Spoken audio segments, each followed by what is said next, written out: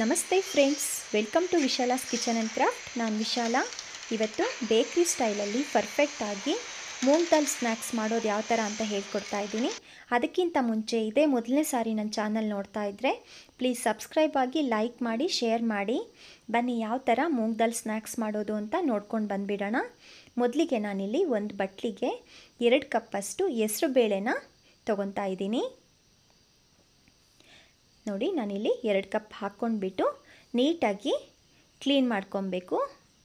ನೋಡಿ, 2 ಸರಿ ನೀಟಾಗಿ ತೊಳ್ಕೊಂಡ್ಬಿಡಿ. ಅದರಲ್ಲಿ ಏನಾದರೂ ಡಸ್ಟು ಮತ್ತು ಗಲೀಜು ಏನಾದರೂ ಇದೆ ಅಂತ ಹೇಳಿದರೆ ನೀಟಾಗಿ ಕ್ಲೀನ್ ಆಗಿಬಿಡುತ್ತೆ. 2 ಸರಿ ತೊಳೆದ್ಬಿಡಿ. ತೊಳೆದ್ಬಿಟ್ಟು ನೀರನ್ನ ಚೇಂಜ್ ಮಾಡಿಬಿಟ್ಟು ಅದಕ್ಕೆ ಸ್ವಲ್ಪ ಉಪ್ಪು, ನಾನಿಲ್ಲಿ 2 ಸ್ಪೂನಷ್ಟು ಉಪ್ಪನ್ನ ಆ್ಯಡ್ ಮಾಡ್ತಾಯಿದ್ದೀನಿ. ಹಾಕ್ಬಿಟ್ಟು 4 to 5 ಅವರ್ಸು ಇದನ್ನು ನೆನೆಸಿಟ್ಬಿಡೋಣ. ನೋಡಿ, ಈಗ ಇದು ನೆಂದಿದೆ, 4 to 5 ಅವರ್ಸ್ ಆಗಿದೆ. ಇದರಲ್ಲಿರೋ ನೀರನ್ನೆಲ್ಲ ರಿಮೂವ್ ಮಾಡಿಬಿಟ್ಟು ಒಂದು ಬಿಳಿ ಬಟ್ಟೆ ಮೇಲೆ ಈ ಥರ ಹಾಕ್ತಾಯಿದ್ದೀನಿ ನಾನು. ಫ್ಯಾನ್ ಕೆಳಗಾದರೆ ½ an hour ಒಣಗಿದ್ರೆ ಸಾಕಾಗುತ್ತೆ. ನೀವು ಅದೇ ಸುಮ್ಮನೆ ಒಣಗಿಸೋದಾದರೆ 1 hour ಒಣಗಿಸ್ಕೊಳ್ಳಿ. ಬಟ್ ಬಿಸಿಲಿಗೆಲ್ಲ ಹಾಕೋದಕ್ಕೆ ಹೋಗಬೇಡಿ, ಒಳಗಡೆನೇ ಇದನ್ನು ಒಣಗಿಸ್ಕೊಬೇಕು. ನೋಡಿ, ನಾನು ಫ್ಯಾನ್ ಕೆಳಗೆ ½ an hour ಒಣಗಿಸ್ಕೊಂಡಿದ್ದೀನಿ. ಈಗ ಇದು ಕರಿಲಿಕ್ಕೆ ರೆಡಿ ಆಗಿದೆ. ನೋಡಿ, ಇದರಲ್ಲಿರೋ ವಾಟರ್ ಕಂಟೆಂಟ್ ಏನಿದೆಯೋ ಅದೆಲ್ಲ ಹೋಗ್ಬಿಟ್ಟಿದೆ.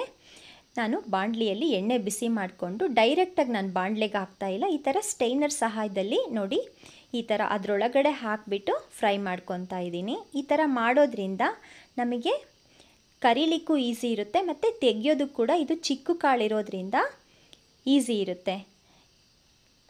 ನೋಡಿ, ಈ ಥರ ಸ್ಟೈನರ್ ಸಹಾಯದಿಂದ ಈ ಥರ ಫ್ರೈ ಮಾಡ್ಕೊಂಡ್ಬಿಡಿ. ನೋಡಿ, ಬಬಲ್ಸು ಈಗ ಸ್ಟಾಪ್ ಆಗಿದೆ, ಇದು ಫ್ರೈ ಆಗಿದೆ, ಕ್ರಿಸ್ಪಿಯಾಗಿ ಬಂದಿದೆ ಅಂತ ನಮ್ಗೆ ಯಾವ ಥರ ಗೊತ್ತಾಗುತ್ತೆ ಅಂದರೆ ನೋಡಿ, ಈ ಥರ ತೆಗೆದಾಗ ಈ ಥರ ಸೌಂಡ್ ಬರಬೇಕು. ನೋಡಿ, ಈ ಥರ ಸೌಂಡ್ ಬರ್ತಾ ಇದೆ ಅಂತ ಹೇಳಿದರೆ ಕ್ರಿಸ್ಪಿಯಾಗಿ ಬಂದಿದೆ ಅಂತ ಹೇಳಿ. ನೋಡಿ, ಪರ್ಫೆಕ್ಟಾಗಿ ಬಂದಿದೆ. ಇದನ್ನು ಒಂದು ಟಿಶ್ಯೂ ಪೇಪರ್ ಮೇಲೆ ಹಾಕ್ಕೊಂಡು ಬಿಡೋಣ.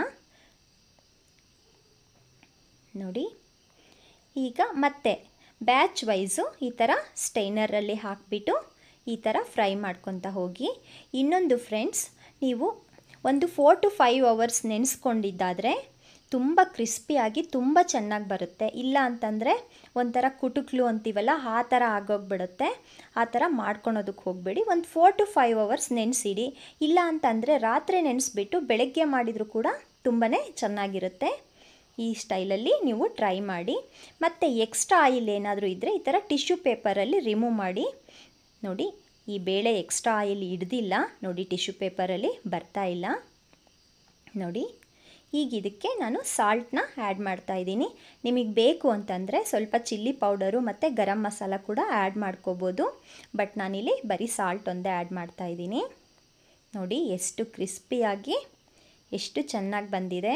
ನಾವೇನು ಬೇಕ್ರಿಲಿ ತೊಗೊಂಡು ಬರ್ತೀವೋ ಅದೇ ಥರನೇ ಬಂದಿದೆ ಪರ್ಫೆಕ್ಟಾಗಿ. ಈ ರೆಸಿಪಿನ ಒಂದು ಸರಿ ಈ ಥರ ಟ್ರೈ ಮಾಡಿ, ನಿಮಗಿಷ್ಟ ಆಗುತ್ತೆ. ಮಕ್ಕಳಿಗೂ ಈವ್ನಿಂಗ್ ಸ್ನ್ಯಾಕ್ಸ್ಗೆ ಮಾಡಿಕೊಡೋದಕ್ಕೆ ತುಂಬ ಚೆನ್ನಾಗಿರುತ್ತೆ. ಪ್ಲೀಸ್ ಕಮೆಂಟ್ ಮಾಡೋದು ಮರಿಬೇಡಿ. Thanks for watching.